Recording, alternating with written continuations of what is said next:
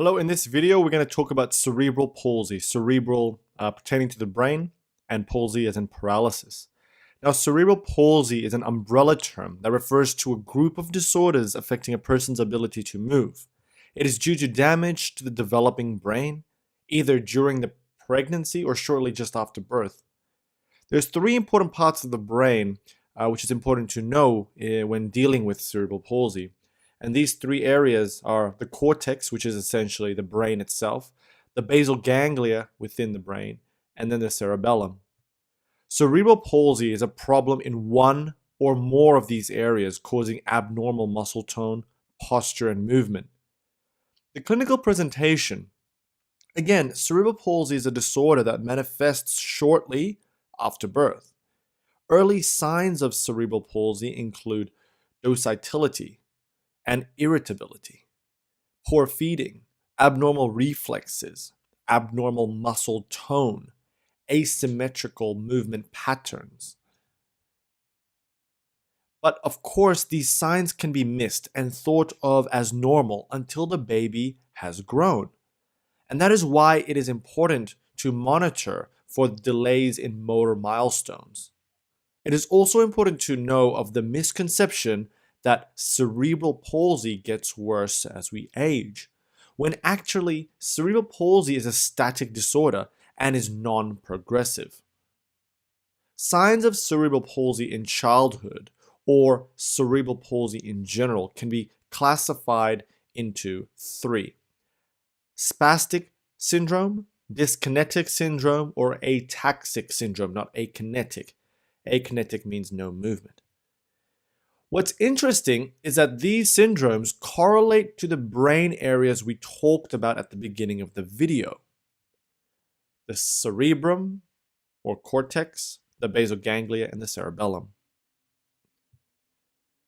Now, for spastic syndrome, this includes signs and symptoms such as tremors, hypertonicity, scissor gait, and limb weakness.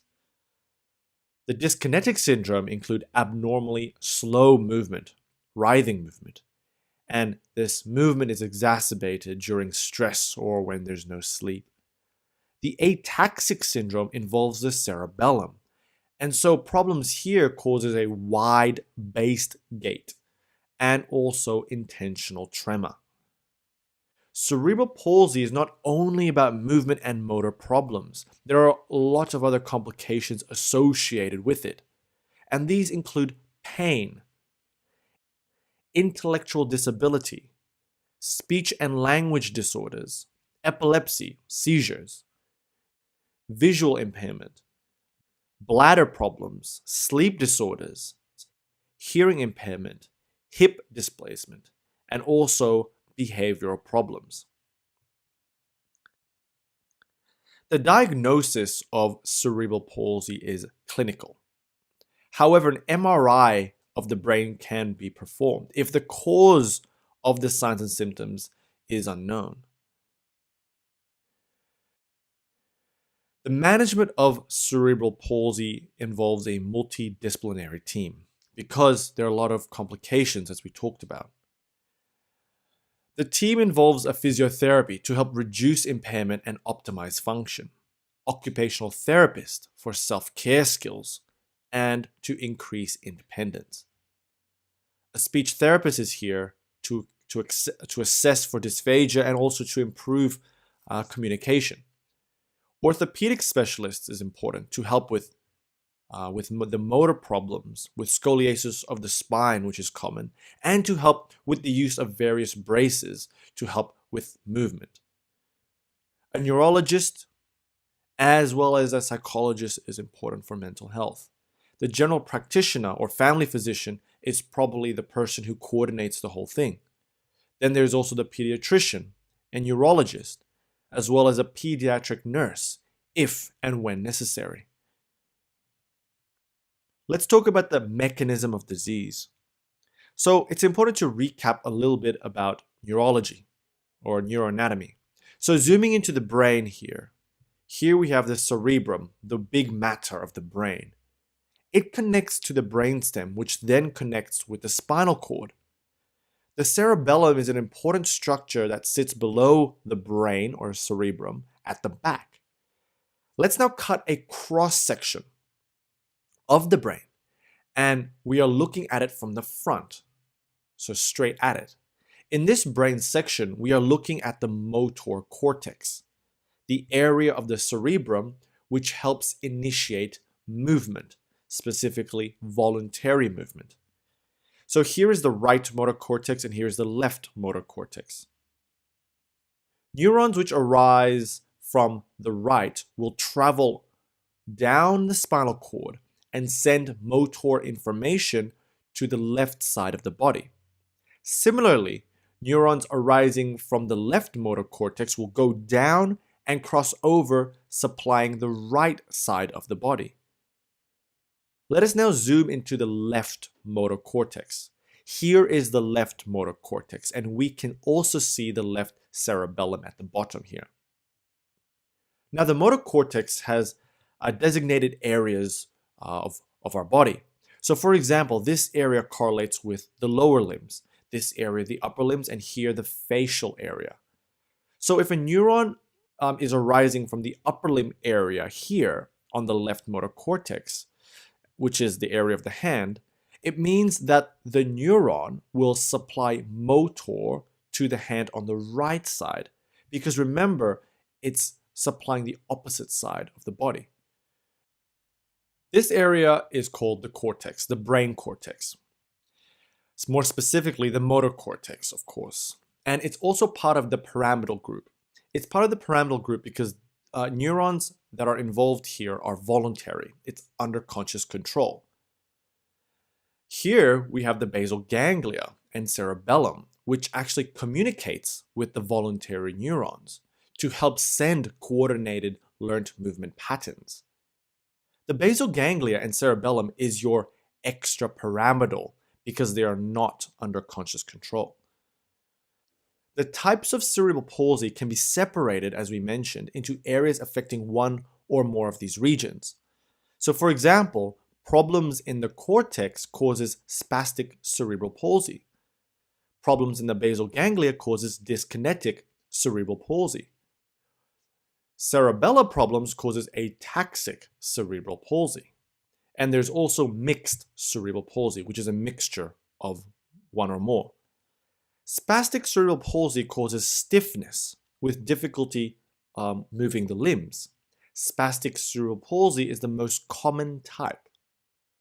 Dyskinetic cerebral palsy affects the basal ganglia, producing involuntary and uncontrolled movement patterns, which makes sense if you think about Parkinson's disease, which also affects the basal ganglia. Ataxic cerebral palsy affects the cerebellum and causes disturbance in the sense of balance. And this is why patients who have ataxic cerebral palsy have a wide gait. Then finally, there is the mixed cerebral palsy. While the cortex is part of the pyramidal group, the basal ganglia and cerebellum, as I mentioned, is not part of conscious control. And so it is the extrapyramidal group. Pyramidal cerebral palsy involves voluntary motor neurons. Extrapyramidal cerebral palsy involves involuntary motor neurons. Now, problems in the cerebral cortex causes spastic cerebral palsy, and it is part of the pyramidal voluntary group. Whereas extrapyramidal cerebral palsy affects the cerebellum and or basal ganglia and is called ataxic or dyskinetic or athenoid cerebral palsy. Let us focus on spastic cerebral palsy first, which affects the cerebral cortex. Now, cerebral palsy is not only categorized as to the area of the brain affected, but also how much of the body is affected. So, for example, here the affected regions of the motor cortex is the left upper limb and the lower limb regions, which means that the right upper limb and the right lower limb are affected. Therefore, this person will have stiff limbs on the right side, and there's also increased tone here as well. Because half of the body on one side is affected, this is called hemiplegia. Similarly, in this example, the affected area is bilaterally the lower limbs of the motor cortex, which means that the lower limbs of the person will be stiff and also have increased tone. When the muscles in the lower limb are stiff, increased tone, different muscles work more than others, and a characteristic feature of spastic cerebral palsy is the scissor gait. Because the lower half of the body is affected, this is also called paraplegia or diplegia. Other parts of the limbs can also be partially affected in spastic cerebral palsy. Finally, there's quadriplegia. This is bilateral upper and lower limb motor cortex involvement. There is also scissor stance with all limbs stiff. So that was pyramidal cerebral palsy, also known as spastic cerebral palsy, which affects the cerebral cortex. Now let's focus on the extrapyramidal cerebral palsy. And here, all the body is affected. There is no hemiplegia, there's no diplegia, there's no quadriplegia. Everything is affected. In ataxic cerebral palsy, the cerebellum is the problem. The cerebellum is a very important structure in the brain for balance and coordination. And so if this is affected, there is balance and coordination difficulty. As a result, the person will have a wide gait.